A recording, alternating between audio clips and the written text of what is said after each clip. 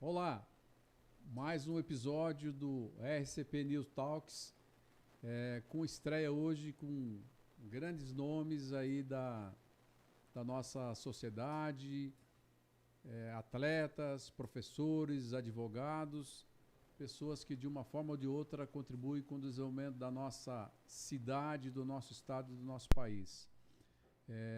Quero agradecer aqui a nossa produção, que se dedicou muito para que a gente levasse até vocês aí o nosso programa com bastante entusiasmo, vibrações, né?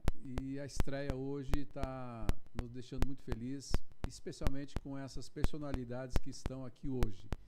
E completando esse quadro maravilhoso de valorosos irmãos, professores e mestres convidados, nós estamos recebendo aqui Anderson Takashi, meu irmão,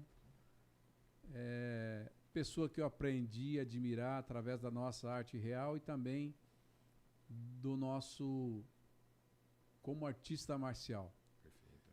Quero que você fale aí do sucesso desse último evento que você competiu, mas antes de tudo quero que você nos diga para nossos espectadores. Nossos espectadores aí, não deixe de curtir, de compartilhar, de apoiar, de divulgar o nosso RCP News Talks, que estreia hoje. Anderson, quem é o Anderson como atleta, como professor, como irmão? Fala quem é o Anderson Takashi para os nossos espectadores. Perfeito, professor. Primeiramente, uma boa noite a todos. Queria externar ao professor Roque, que é uma honra estar aqui presente aqui no evento inaugural do podcast RCP News Talk. É um evento muito bacana, uma estrutura muito boa. Também gostaria de parabenizar aqui a produção. Está tudo excelente. E vou começar falando um pouquinho sobre mim. Meu nome é Anderson Takashi, assim como dito pelo professor Roque. Sou administrador de empresas, tenho pós-graduação em gestão de projetos e também sou pós-graduado em gestão estratégica de pessoas. Sou faixa preta de jiu-jitsu, peguei minha faixa preta fazem 11 anos, tenho o terceiro dan na faixa preta. Eu comecei a treinar jiu-jitsu em 2000, comecei através de um projeto social na Coab 2 em Itaquera. Você veio da comunidade ou você morava próximo? Isso, eu morava próximo e assim, recebi o convite, né, de um amigo e na época projeto comunitário, Anderson? Isso. Que bacana. Até o entrevistado anterior falou a respeito que lá na Coab 2 tem um projeto social que envolve diversos esportes e dentre eles tinha o jiu-jitsu. Então assim, eu não queria fazer musculação na época, eu falei, quero fazer uma coisa diferente. Então eu comecei o caminho da arte suave. Então assim, foi muito interessante. Comecei a treinar em meados de 2000. Em 2002, peguei minha faixa azul e eu tomei a decisão de mudar para o Japão, onde permaneci por 5 anos. Então morei no Japão durante 5 anos. Lá, além de estudar, trabalhar, também pratiquei arte suave. E no Japão disputei diversos campeonatos e consegui galgar a minha faixa roxa. Então fui graduado da faixa roxa. Em 2007 tomei a decisão de voltar para o Brasil. Logo em seguida, eu senti a necessidade, né, de voltar para estudar, porque fui muito jovem, fui com 20 anos para o Japão. Então eu senti a necessidade de voltar, que eu tinha essa ânsia de estudar. Então eu voltei em 2007. Logo em seguida comecei a fazer administração. Em seguida, na época meu filho nasceu, eu parei um pouquinho as atividades marciais, né? Durante 3 anos eu me dediquei aos estudos, fiz administração. Depois de 3 anos meu mestre ele me convocou, falou, Takashi, está na hora de você voltar. Então desde então eu voltei a treinar jiu-jitsu. Acredito que eu voltei no ano de 2011 e desde então não parei. Então eu sou, além de treinar o jiu-jitsu, também sou competidor. Disputo diversas competições no âmbito nacional, já disputei internacionalmente também. Então é isso, professor. Parabéns aí por essa trajetória. Quantos anos, mais ou menos, você está nas artes marciais, Anderson? Eu estou há quase 25 anos. Quase 25 Quase anos. 25 anos. Assim, não foram ininterruptos, como eu já disse, né? Teve uma época que houve necessidade de eu parar, nasceu meu filho, comecei a faculdade, mas parei durante 3 anos, mas consegui voltar e sou muito feliz por isso. E no Japão você treinou que atividade, que modalidade, ou fez algumas experiências com outras, imersão em algumas outras artes marciais? Então, na verdade, eu foquei no jiu-jitsu mesmo. Assim, eu treinei em 2 equipes. Treinei no Algawa Jiu-Jitsu com o professor Alexandre e também treinei com um nativo, que era o professor Taisho, na equipe Barbosa. Então foi um momento muito bacana que eu fiz uma interação legal, Lá no Japão? No Japão. Fiz um network legal com o professor Taisho. Assim, além de treinar jiu-jitsu também, tinha a questão da linguagem, né, que eu experimentava e aprendia um pouquinho mais sobre o japonês. Então foi um momento muito importante. E os mestres que estavam lá são brasileiros? Isso, o Taisho era japonês mesmo, era nativo. Certo. E o mestre Alexandre Ogawa, ele era brasileiro que migrou para trabalhar no Japão, né? E qual o diferencial aí do mestre japonês com o brasileiro? Porque se um brasileiro sai daqui e vai morar no Japão para treinar jiu-jitsu, né? Sim. Me diga aí o que simboliza isso. Na verdade... Como é que foi essa experiência, esse intercâmbio, na verdade, né? Não, perfeito. Quando eu decidi mudar para o Japão, foi no intuito de estudar e trabalhar. Porém, chegando lá, eu vi que tinha a possibilidade de continuar treinando jiu-jitsu. Então, eu comecei as atividades marciais por lá. E assim, na verdade, o jiu-jitsu, se chama Brazilian Jiu-Jitsu hoje em dia. O jiu-jitsu nasceu no Japão. É um estilo nosso, né, do Brasil, isso, né? Através da família Gracie, né, ele se tornou o Brazilian Jiu-Jitsu. Então, ele se transformou. E hoje em dia, ele é um produto de exportação, né? Então, Brasília Jiu-Jitsu, hoje em dia, está presente no mundo inteiro e é muito valorizado. Parabéns por essa trajetória, Anderson. Perfeito. Eu quero que você fale aí da trajetória, você falou da sua profissional e tudo mais, né? Mas assim, mais voltada para o esporte mesmo, né? Para as artes marciais. Aprofunda um pouquinho mais esse tema aí. Não, perfeito.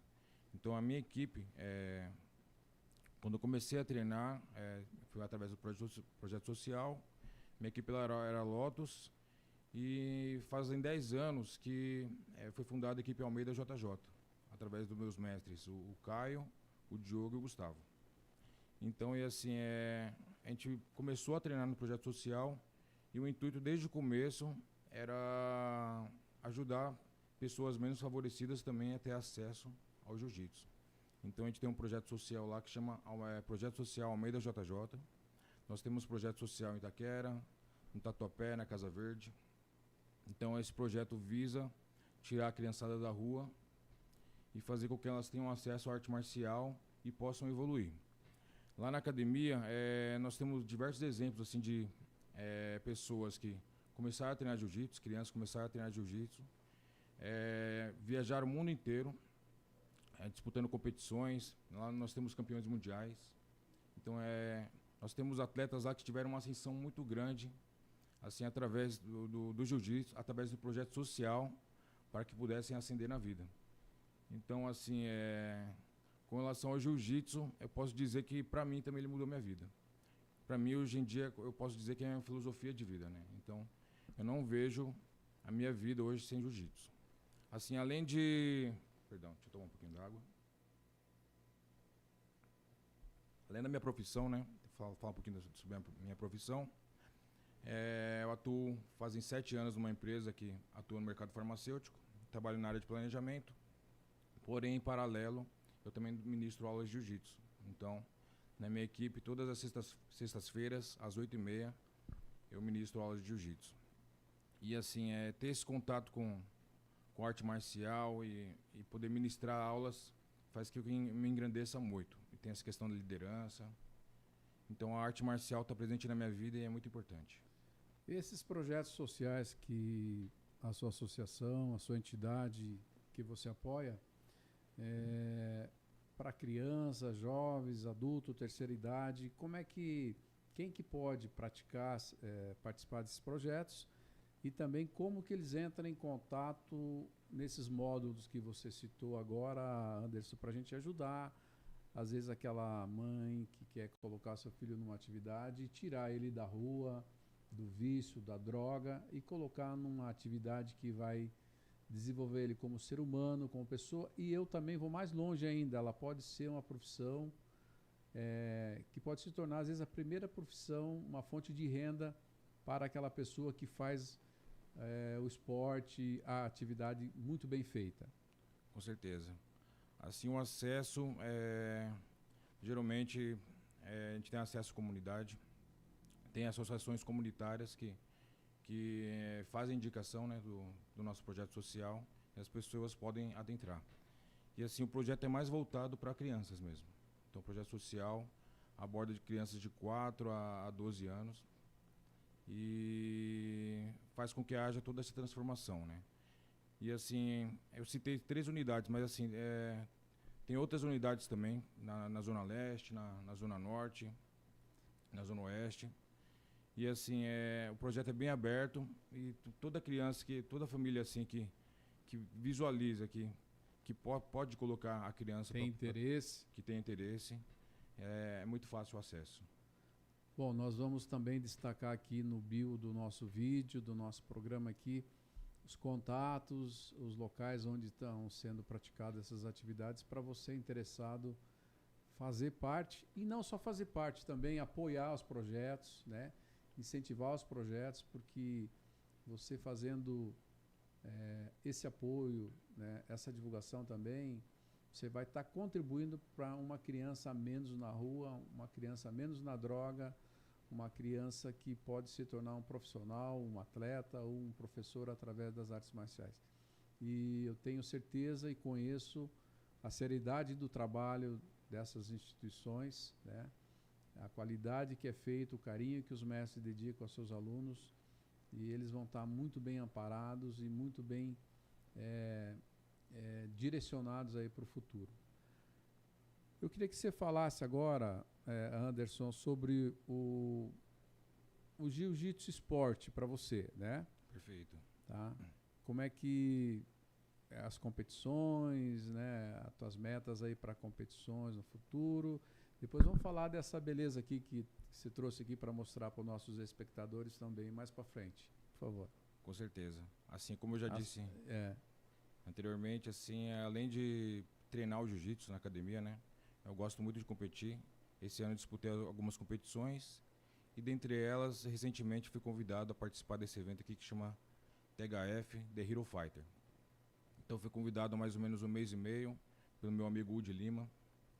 Ele fez o convite para poder disputar o cinturão e desde então eu interiorizei e pensei, eu vou viver o processo, vou treinar bastante para poder fazer a disputa desse cinturão. Então foi um evento realizado aqui no ginásio B. Barioni, evento muito bem estruturado, um tatame elevado, um espaço bem bacana porque pôde acomodar toda a torcida. E assim, falar para você, professor, que assim, viver o processo, assim, treinar, me alimentar bem, a questão psicológica, espiritual, fez parte para que eu pudesse entrar no tatame e me sair vencedor. Então foi um processo muito bacana. E assim, até falei no vídeo anterior, que eu até postei nas minhas redes, assim, que o final, muitas vezes as pessoas veem o final.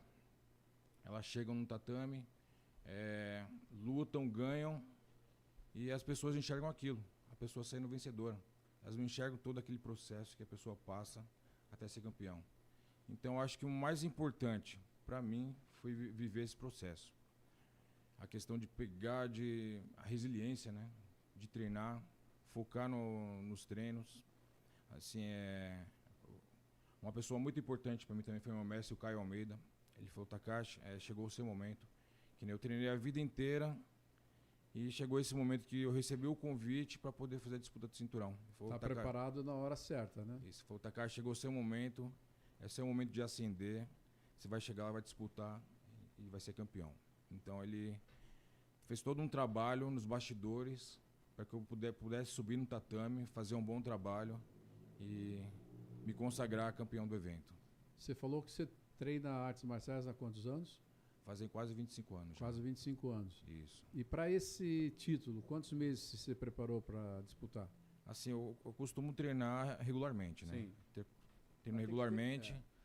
Porém, quando eu recebi o convite para poder fazer a disputa do cinturão, eu mudei o mindset para que eu pudesse viver esse processo, né? Como eu já disse.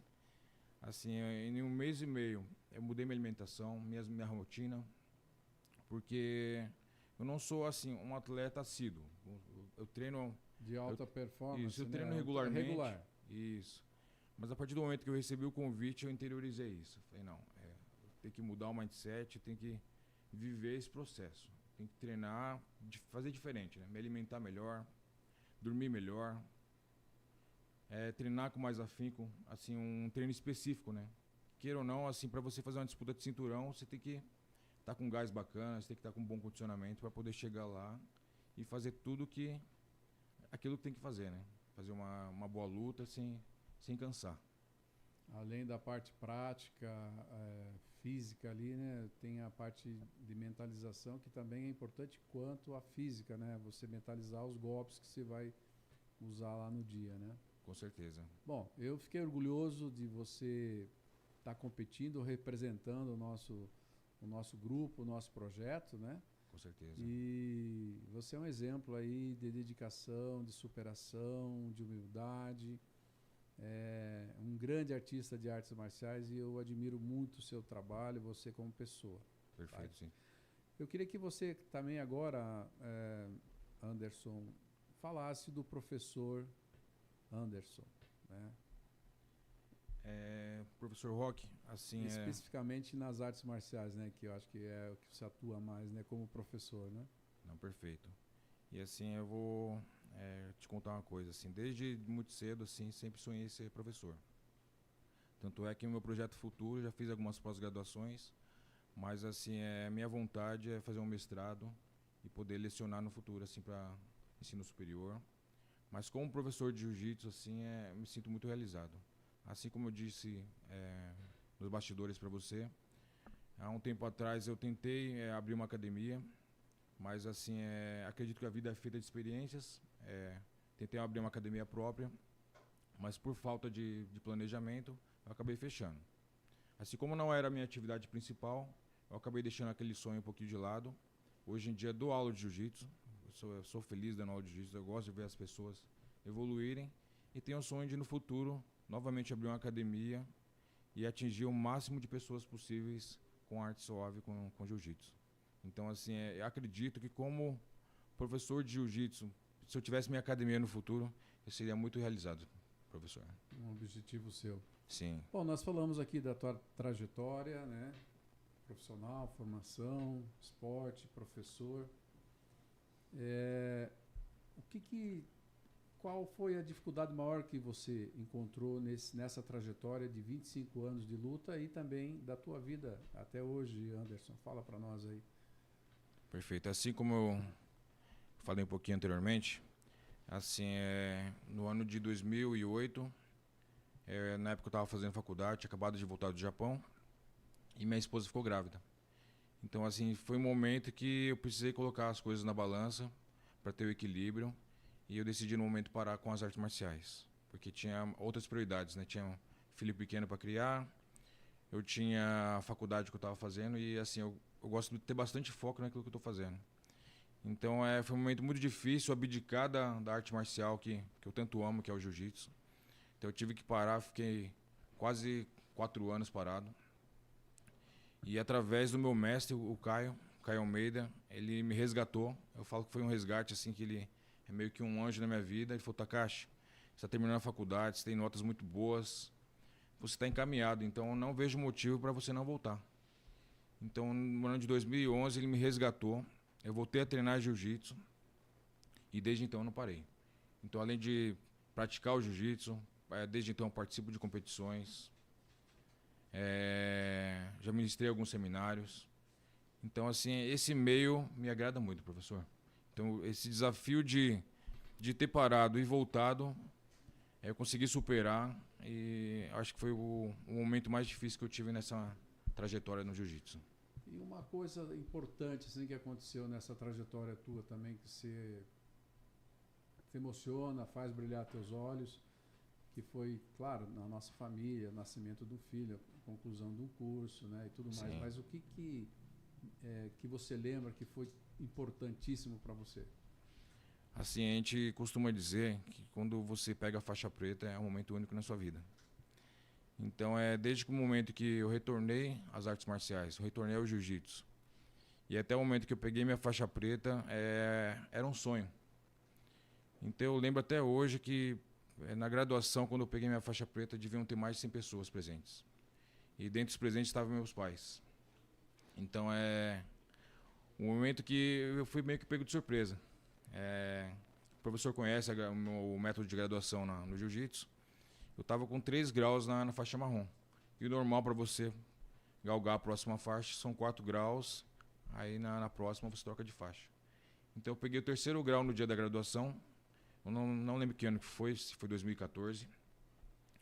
E eu estava crente que eu ia continuar na faixa marrom com meu 4º grau, né? E eu vi que minha família estava presente. Na verdade, chamaram minha família, mas eu não tinha convidado. Aí eu tive a grata surpresa, né? Meu mestre pegou e me chamou novamente na frente de todos. Tirou a faixa preta estava escondida e naquele momento ele me graduou a faixa preta. Então acho que aquele momento foi o ápice assim na minha trajetória na arte marcial, porque eu não esperava. Eu acho que todo mundo que inicia numa arte marcial, seja no karatê, no judô, no jiu-jitsu, o ápice é a faixa preta, né, professor? Então foi um momento inesquecível. E a faixa preta quer dizer que simboliza o início de tudo, né? O caminho, né?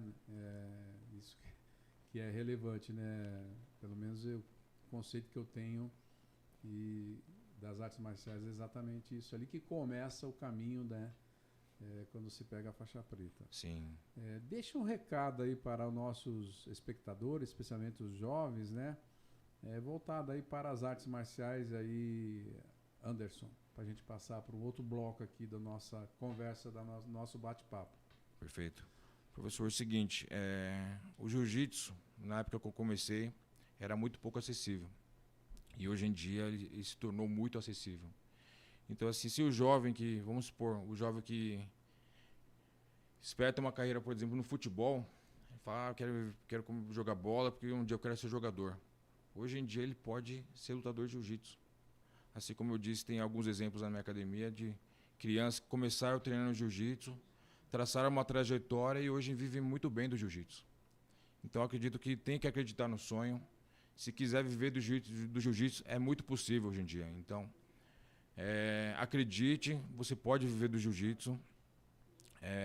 Se você tiver a vontade de começar a treinar, eu incentivo, porque assim, tem muitas pessoas que conseguem ascender e traçar uma excelente trajetória na arte suave.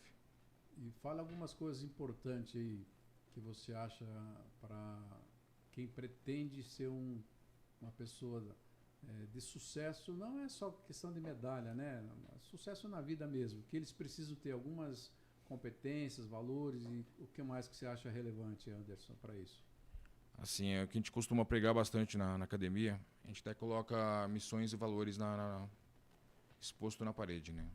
Acho que o principal é a honra. Você tem que sempre honrar a sua equipe, honrar seu mestre. A questão da responsabilidade, né? Você tem que ter responsabilidade pelos seus atos. E resiliência, força de vontade. Acredito que se você tiver tudo isso, você consegue ascender na sua carreira. E assim, como eu já disse, é muito possível a pessoa iniciar no jiu-jitsu e tem todas as qualidades. Assim, eu acho que o principal é a resiliência e abdicar. Na verdade, quando você inicia alguma atividade, você tem que abdicar de maus costumes, né? Então, você tem que se alimentar melhor. Você tem que saber que você vai treinar pra caramba, você vai ter que ralar. Mesmo se você quiser ter uma carreira como professor ou atleta, você vai ter que ralar pra caramba. Então, é muito importante abdicar de maus hábitos e adquirir novos hábitos para que possa ascender na carreira. Eu tenho uma frase que às vezes eu uso e até escrevo, né? Se não consegue crescer na vida, sentado na beira da piscina tomando chopp e comendo batata frita, né? Com certeza. Não tem, não vi ninguém conseguir crescer usando, fazendo isso, né? Eu Tem costumo que ter dizer. disciplina, levantar cedo, acordar 4 da manhã, dormir tarde, abrir mão de uma série de coisas, né? Você deixa um conselho então para quem pretende seguir o caminho, ser um artista marcial. Assim Dá uma dica, né? Pra Não, gente passar para um outro módulo aqui. perfeito. Eu acho que assim quem quer viver, quem quer ascender, começar na arte marcial, acho que é importante essa força de vontade, né? E assim todo começo é difícil. Então eu acho que a questão da força de vontade, a resiliência é importante, não desistir. O começo é sempre difícil, mas para quem quer viver da arte marcial é muito possível. Então acho que a força de vontade é muito importante para poder ascender na carreira de artista marcial. Bom, eu tenho o privilégio aqui de falar com o irmão também, né? Agora nesses momentos. Eu quero que você fale aí a importância da nossa arte real, da maçonaria na sua vida. E como que ela foi na sua vida, como que ela é, como que ela fez você melhorar como ser humano. Fala da maçonaria na sua vida, Anderson. Perfeito. Professor Roque, eu vou falar um pouquinho sobre minha trajetória na maçonaria. Então eu iniciei em 2009 e eu posso traçar um paralelo da minha vida antes e depois da maçonaria. Você iniciou antes de ir para o Japão? Foi logo que eu cheguei. Assim, Você voltou? Isso, meu filho nasceu, eu comecei a faculdade, foi tudo uma avalanche de coisas acontecendo na minha vida. Então, eu iniciei logo em seguida que meu filho nasceu, eu comecei a faculdade, aí eu iniciei na arte real.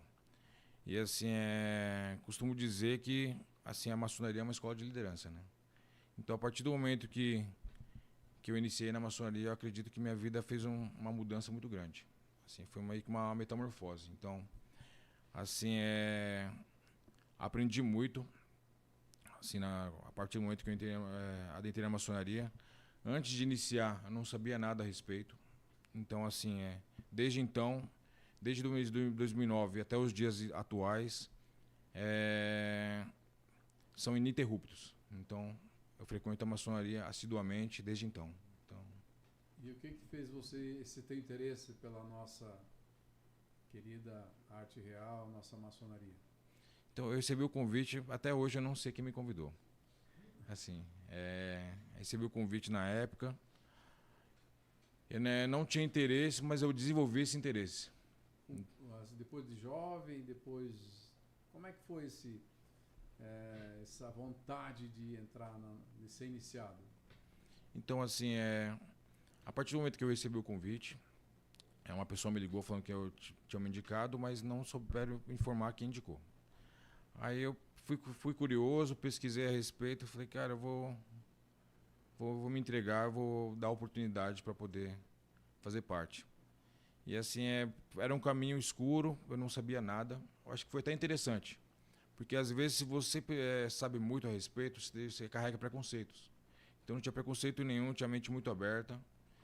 Então E ninguém sabe nada mesmo também sobre a maçonaria, a não ser os maçons, né? Sim. O pessoal imagina, pensa, inventa um monte de coisa, tem preconceitos e tudo mais, né? Mas só quem é que sabe realmente como que funciona, como que e o sentido, o objetivo e tudo mais, né? Sim. E assim, eu costumo dizer que a maçonaria, assim, eu trago para mim, né? Que é baseado em 3 Fs. Que a gente é uma fraternidade, ou seja, a gente é uma união de homens livres de bons costumes. A gente estuda, a gente pratica a filosofia, que é o segundo F, e a gente faz muita filantropia, né? Então a gente faz muito bem ao próximo. Então muitas vezes a pessoa tem preconceitos a respeito da arte real, mas não sabe nos bastidores o que a gente faz. Então a gente faz muita coisa, a gente faz muita filantropia, né? A gente faz muito bem ao próximo. E além disso, melhorar como ser humano, né? Esse é o objetivo principal da nossa querida maçonaria. Sim. Bom, você é uma pessoa dedicada, trabalhadora, um grande obreiro, né? Sim. Me fale desse projeto maravilhoso, Brothers do Tatame, né? Como é que como é que funciona isso? Quem pode ter acesso? É só para os irmãos? O que é Brothers do Tatame? Perfeito. Nesse ano, no começo desse ano, tive a grata surpresa, né, de receber o convite para coordenar o Brothers do Tatame. Então, o Brothers do Tatame é uma entidade paramaçônica que foi criada para assim, unir os laços de irmãos praticantes de artes marciais, não só o jiu-jitsu.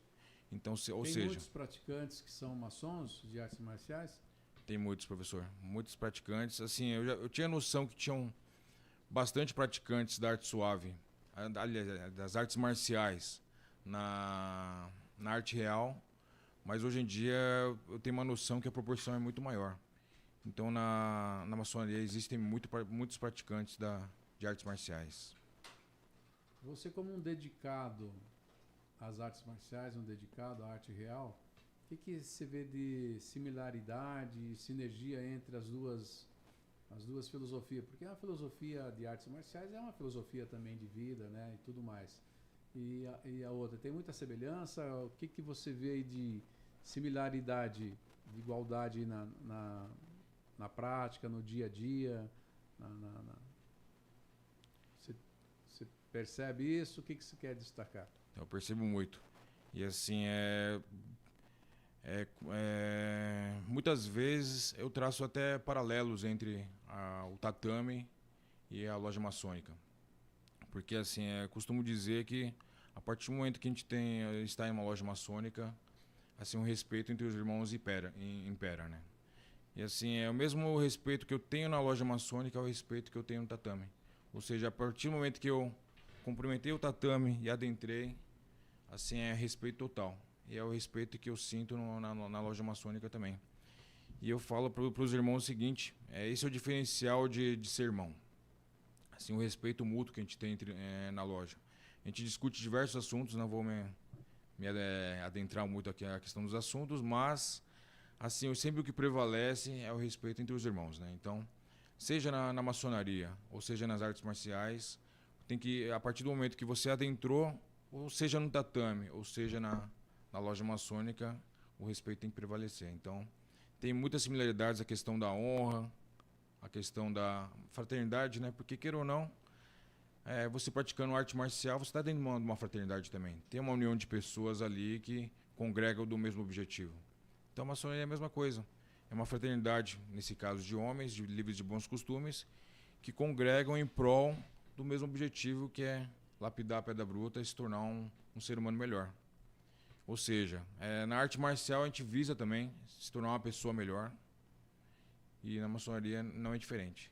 A gente visa lapidar a nossa pedra, visa se tornar uma pessoa cada vez melhor, consequentemente tornando melhor a sociedade em que a gente vive também. Maravilha, Anderson. Foi feito um lançamento desse projeto dos Brothers.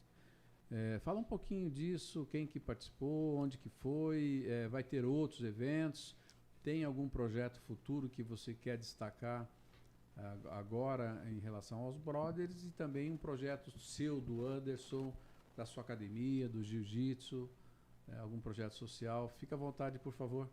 Perfeito. Quem encabeçou a criação do projeto do Brothers do Tatame foi o assessor da Grande Secretaria da Família Social do Grande Oriente de São Paulo, o irmão Kaique. E a partir do momento que ele encabeçou a criação, ele convidou 3 pessoas para que fizessem parte da coordenadoria. Eu, o professor Alexandre, que ele fica no Guarujá, que ele é praticante de karatê, e o sensei Ronaldo Galhardo, que também é do jiu-jitsu, e encabeça alguns projetos sociais aqui na Zona Leste de São Paulo. Então, a partir do momento que foi criado o Brothers do Tatame, a gente teve o insight, né, de criar uns projetos, mas assim, o intuito principal do Brothers do Tatame é unir os irmãos que praticam artes marciais. E assim, a partir do momento que a gente unir, a gente fomentar também projetos sociais nas comunidades. Então, ou seja, o projeto foi criado esse ano, mas a gente está com diversos objetivos no futuro para que a gente possa estreitar cada vez mais os laços dos irmãos que praticam e também essa questão de fomentar projetos sociais, ou seja, atuar também no terceiro setor. Né? Certo. Eu queria que você falasse sobre o THF que você competiu. O que é essa competição? É onde você foi campeão, né? Teve êxito. Fale desse TWF. O que é? Como é que funciona? É nacional, internacional? O que é esse projeto, Anderson, para nós? Perfeito. Assim, eu já disse um pouquinho. Esse projeto foi criado pelo meu amigo e também praticante de artes marciais, Udi Lima. Ele é ex-lutador de MMA, então ele teve o insight de fazer a criação desse evento. Assim, a maioria dos campeonatos são campeonatos que você monta a chave e as pessoas vão lutando entre si, chegam na final e são campeões.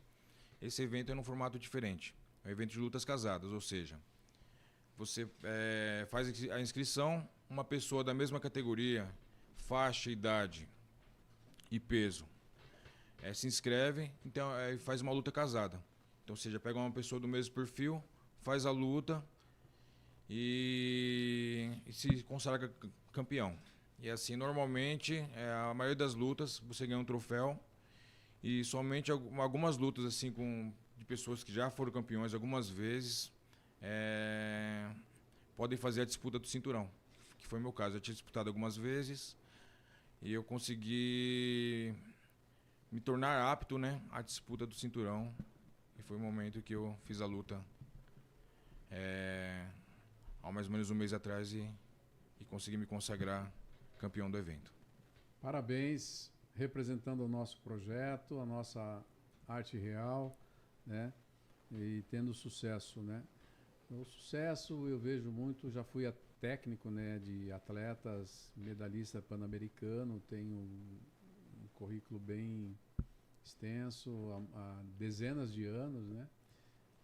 Eu acho que é importante a competição, te dá motivo, né, para você se dedicar, se superar, né? E é a oportunidade de você destacar também, divulgar a arte marcial, o esporte, né, que leva tão bem para as crianças e para os jovens. Então, parabéns por essa conquista aí. Perfeito. Anderson, nós estamos indo aí para o encerramento final do nosso programa. Eu queria que você deixasse algumas dicas aí para quem está interessado. Primeiro, você já falou aqui das artes marciais, né? Perfeito. Para entrar na maçonaria, por exemplo. Então, o que a pessoa precisa? Tem muita gente curioso, né? Sim. Como é que eles podem ser um maçom se eles têm interesse?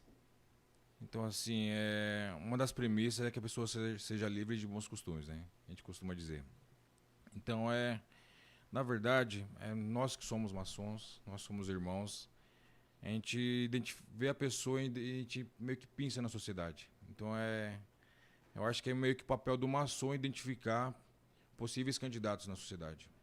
Tem pessoas que têm vontade, porém, ela tem que se fazer apta, né? A receber o convite.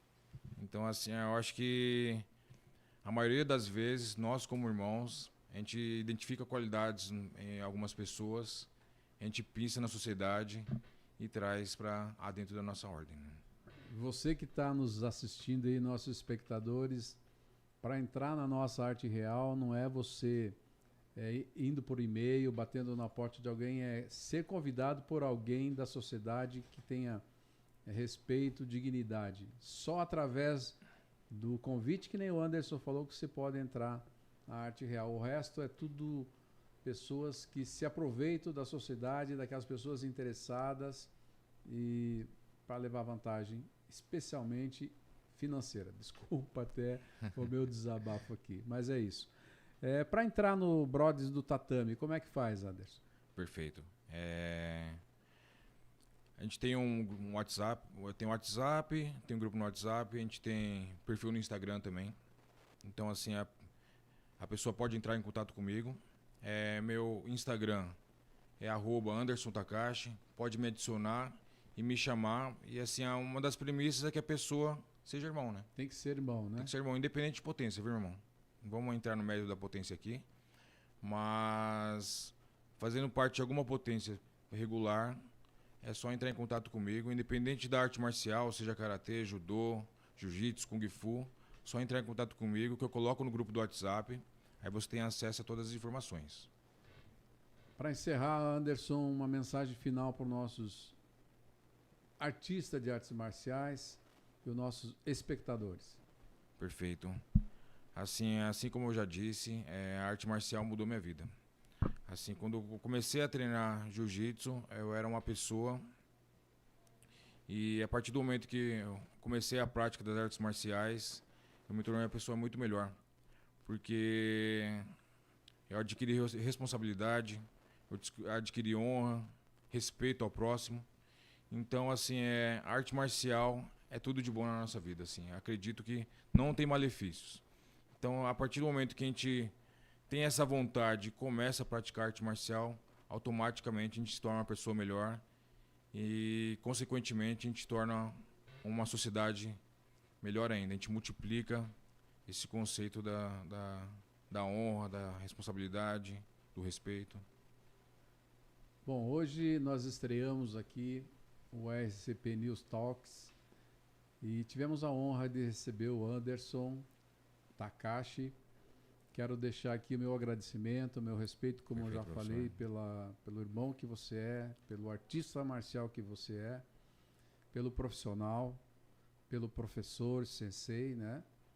E nós aqui, a nossa produção, chefiada pela Sandra Vezu, né?